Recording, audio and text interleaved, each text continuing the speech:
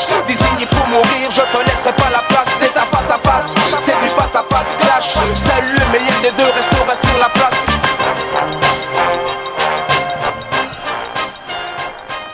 Bienvenue dans ce face-à-face. Une question toute simple aujourd'hui. C'était la rentrée pour les députés dans l'hémicycle de l'Assemblée nationale hier. Ramlati Ali, notre député mahoraise, s'est présentée voilée à l'Assemblée nationale. La question est toute simple, messieurs. C'est une députée voilée à l'Assemblée nationale. Alors, problème ou pas? Là, c'est l'exemple typique du face-à-face qui ne sert à rien. Eh ben, c'était le face-à-face. Non, mais ça sert à rien. Je veux dire, où est le problème? Enfin, je veux dire, où est la politique? Même la question que vous posez, Flo, j'ai presque du mal à la comprendre. Où est le problème? Où est le problème? Voilà. Donc, pour répondre clairement à votre question, évidemment, non, ça pose pas de problème. Et elle l'explique. On l'interdit dans des lycées, dans des collèges. Mais elle n'est pas voilée, elle porte un châle. Elle n'est pas voilée, elle n'a pas la burqa, faut arrêter. Elle porte un châle. On va pas revenir sur ce truc-là, on en a parlé des centaines de fois. Elle porte un châle. C'est Ramadan.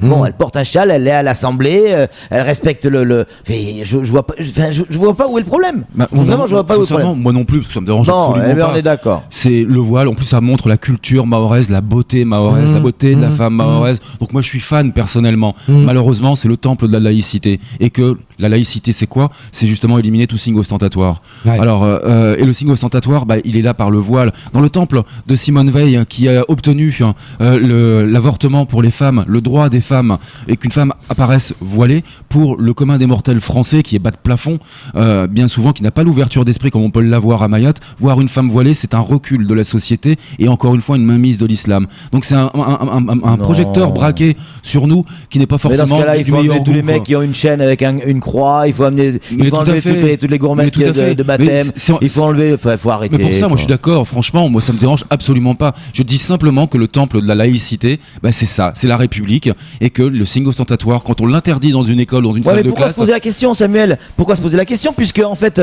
regarde, quand on est au conseil départemental, on est aussi dans un lieu totalement public. C'est exactement la même chose. Et tout le monde a le châle sur la tête.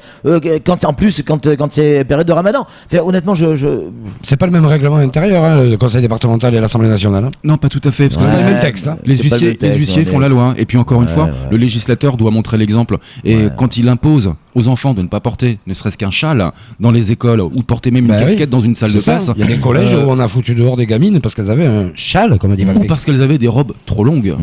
Donc si vous voulez, faut savoir ce que l'on veut. Maintenant, dans le même registre, Samuel, on a interdiction de ne pas porter de cravate. Et soit dit en passant, Patrick, il n'y a même pas de polémique, puisque la photo, elle a été prise à l'extérieur, on la voit même pas sur la photo Ramlati Ali de toute façon, mais c'était pas à l'intérieur de l'hémicycle qu'elle était voilée. Puis en plus c'était Ramadan. Un peu d'ouverture d'esprit, ça fait toujours du bien.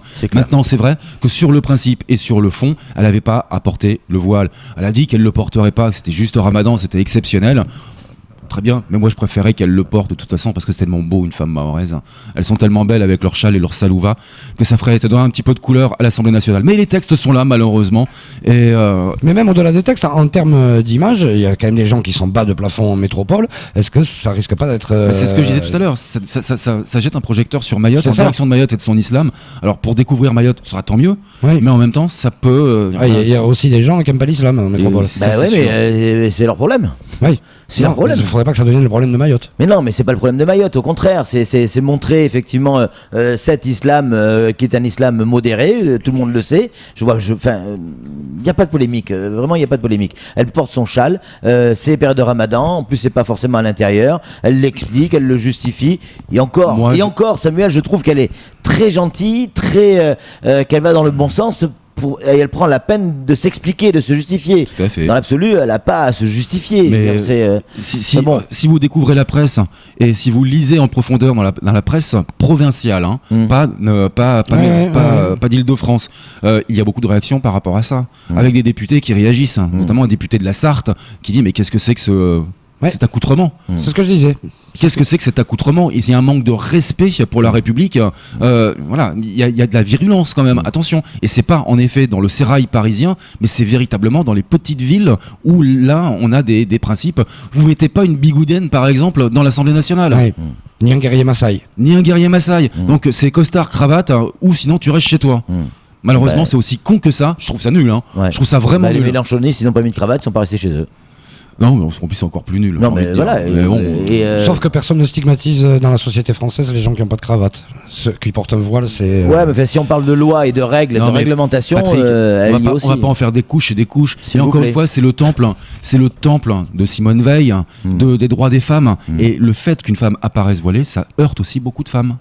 Ouais. Qui n'ont pas la connaissance de la culture mahoraise. Tout à fait. Bien malheureusement. Qui ne savent pas que c'est une société matriarcale et que Ramlati Ali est une femme absolument magnifique avec son châle. C'est tout pour ce face à face.